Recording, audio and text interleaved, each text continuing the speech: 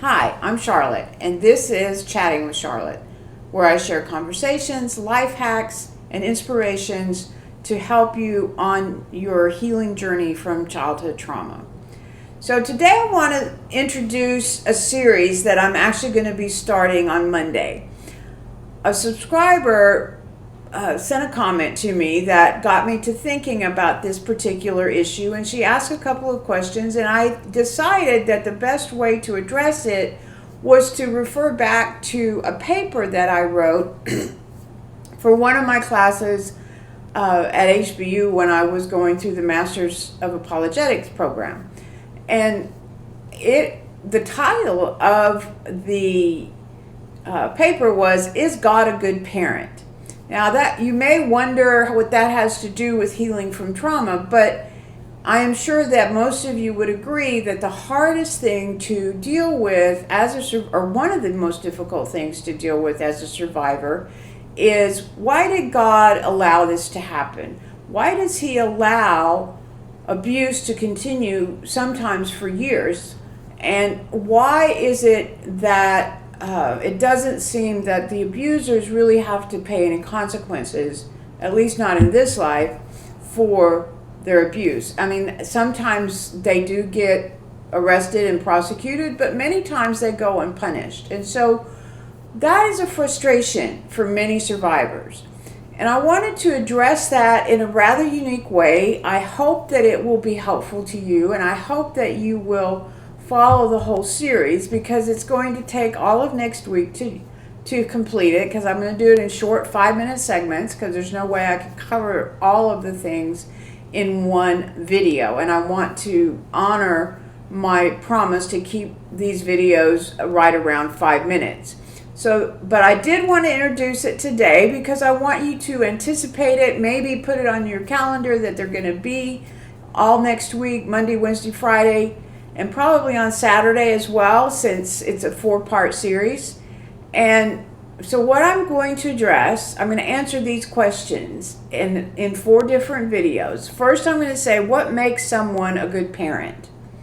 And that's important because we have to know what is a good parent before we can compare God to that, because God is represented as a heavenly parent, and that's a struggle that survivors have in terms of figuring their relationship to God and what God really does and how He interacts. And so that's the first segment, is what really is a good parent. And I'm going to look at some non-biblical things and just look at parenting and all of those kinds of things to make it a list for you to look at as we're considering God as a parent. And then the next video will be, what does the Bible tell us about parenting? So we're going to look at what, psychology and research says about parenting. And then I'm going to look at, okay, so what does the Bible tell us about parenting? And because we can compare the two then. And then the third segment is going to be, answer the question, does God follow the guidelines of good parenting in how He interacts with us? So the process, putting all the pieces together. Okay, so I think that is a good way to look at it and understand God's character a little bit, and understand how he designed the world and how He interacts with us. And then finally, I'm going to put all those pieces together and make a determination of, is He a good parent? And my final title is, God is a good parent, even in our darkest moments. And in that video, I will be addressing specifically how all of the other videos relate to parents who are abusers or parents who neglect, and how does all of that, how do they fit into what we've talked about? And I hope that will help address things more in a complete way, maybe, than possibly you've heard before. And it's obviously, if you have questions in between, please let me know, because it's a little bit different. I hope previewing it is going to help you want to watch it, because I'm excited about it. It's a little bit different, but I did a lot of work on this, and I think it's a way to get us to, it helped me, I'll put it that way, it helped me.